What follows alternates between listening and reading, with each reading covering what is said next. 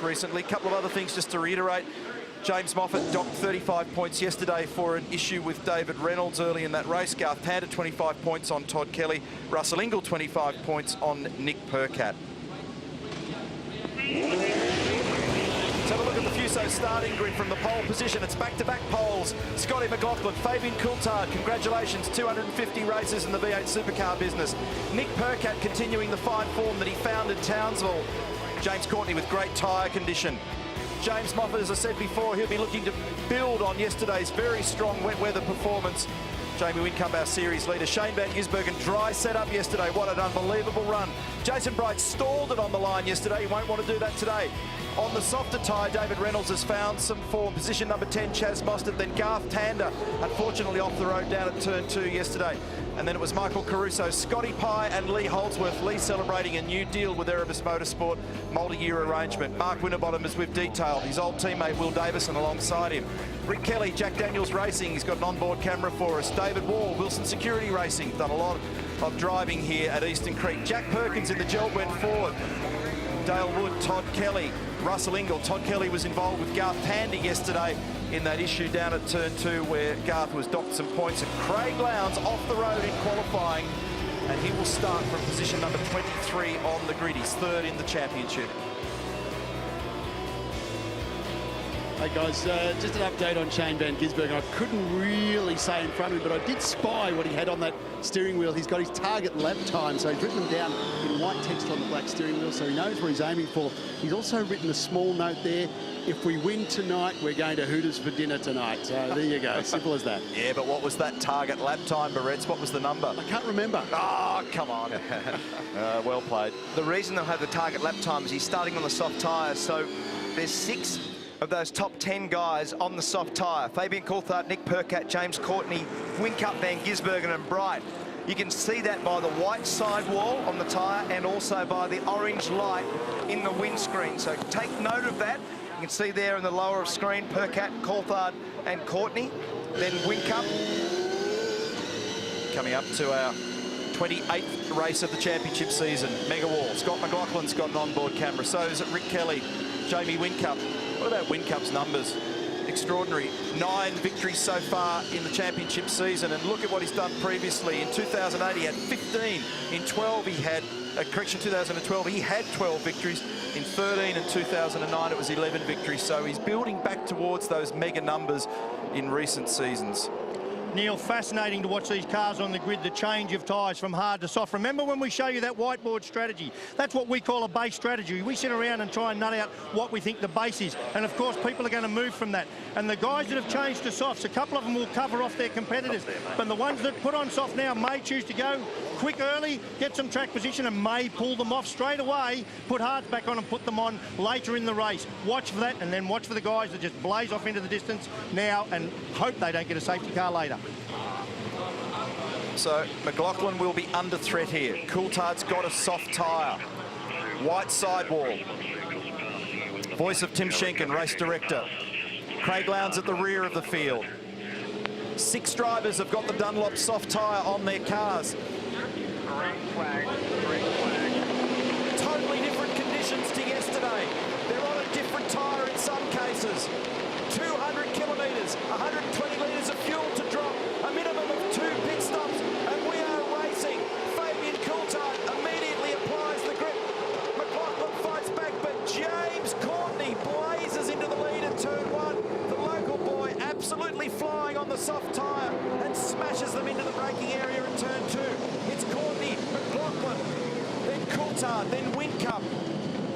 Percat is in amongst it, then Van Gisbergen. I think that was Mostert that ran wide in the second of the Pepsi Max cars. Heaps of congestion as they round turn 3. That's going to be big. DJR cars has gone off into the weeds and in the wall. David Reynolds twice in 2 days together with Scott Pye. And what a disaster. This will trigger a safety car.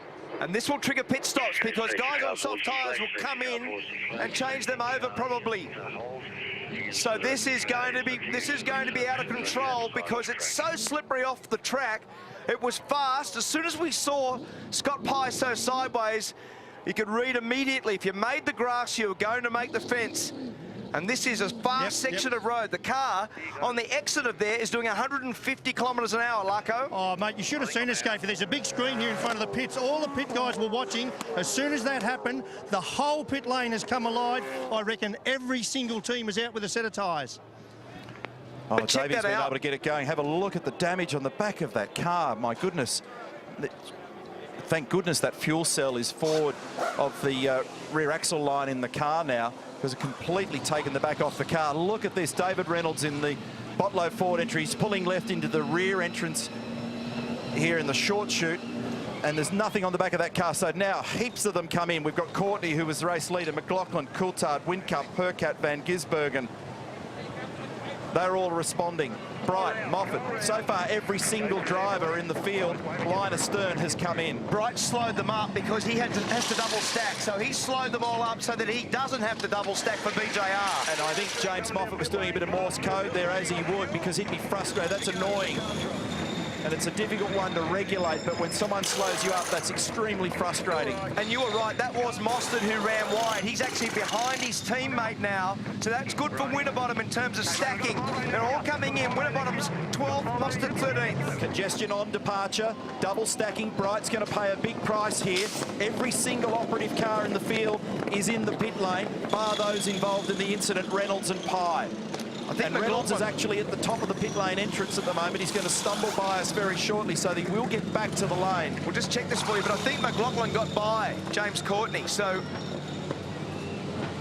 that was a good move there by the Volvo guys. Again, we're just going to check for you what happened in the tyre stakes, whether there was any change of compound at that Wait stop. on my mark, Yeah, remember that McLaughlin had gone away off the line on a hard tyre, immediately rounded up by Courtney on a soft tyre. We'll have to wait for the information to come to us to understand what the next play in that process is. Mostert goes out behind Jack Perkins. And problems here for Lowndes as he tries to find a way to integrate. He stalled. Some weekends just do not work, so listening, no going now. away. He's got to get back to the right of that cone marker. Keep going, keep pushing on. Because he's under the control of the safety car, it's not a big deal. He'd get it back. Wow. That is shocking, isn't Have it? a look at the damage. We said it's 150k. He might have been further up the road. So it may even be more like 160 or 170 kilometres an hour. The old 100 mile an hour limit. And look at that start for Courtney. Everyone on soft tyre got a great jump, but James Courtney in particular, around the outside of everybody. Jamie Whincup, great start also. Save with Van Gisbergen and Percat. Initially, I thought it was actually going to be Fabian that could go on, but the secondary part of his start didn't work out nearly as well. This is on board. Here we go. I was just looking for who actually balked then on the way into the left-hander. I think this is Mark Winterbottom. And we go all the way down the bottom of the hill here. So he comes through turn one. This is super fast.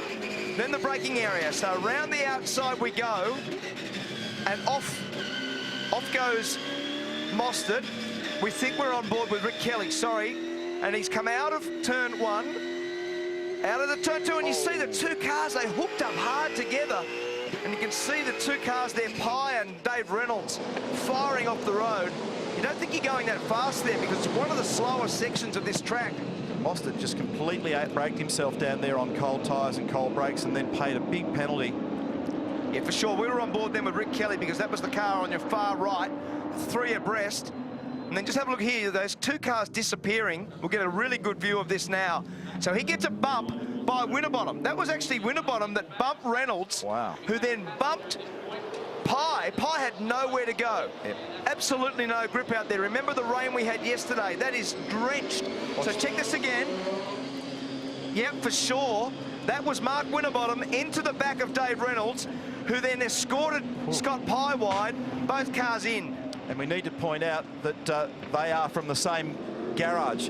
The David Reynolds Botlow car is operated by Ford Performance Racing, owned by Rod Nash, so that'll put a bit of tension and stress in that garage. Yeah, you bet, Neil, just with Dave now. And that was a heavy hit. First thing, you're okay? Yeah, I'm not too bad. I just wish they put a tyre barrier where the concrete fence was. Turned it into a Volvo. It's flattened it off a little bit. What happened? I don't know, I was going around turn 3, I turned in, got a bit loose. then someone turned me around and I was off the track and then in the fence. Made a very, very tough weekend this one's been. Yeah, I can't get past that turn 3. It's been a bugger for me all weekend. Oh, mate, go rest up. We'll see you for the Endurance Cup. Thanks, man. He has had a shocking weekend, Dave Reynolds. He's been fast. In fact, he's been the fastest often of all the Ford guys in terms of his qualifying performance and the outright speed. He said to me earlier today that he thought that wet race yesterday was as wild. He said he was scared to do anything, scared to touch the brake, scared to turn the wheel. It was so slippery. And he couldn't see. Yeah, that was the big issue. Could not see. So McLaughlin has emerged in control of this field. Get an update for you on who's on what tyres. It's McLaughlin, Courtney, Percat, Stephen Johnson left, his dad, Dick Johnson, on the right. Stephen's been giving us a hand in the broadcast box here this weekend. Touring car champion and Bathurst winner Dick Johnson. They will not want to consider the implications of the cost of a car going into that concrete wall, and here's the reason why. Turn 3. So Mark Winterbottom gets into the right rear corner of David Reynolds, who then basically ricochets across and grabs the Dick Johnson Racing entry. Bang. Just had nowhere to go now. There was just nothing he could do about that. So Scotty Pye, who's been showing great form in the recent past. Remember, his run at Queensland Raceway was brilliant. Only one spot away from the podium. So the Petters Chrysler safety car will come in at the end of this lap and we'll go racing once again. McLaughlin in control. But it'll be interesting to see what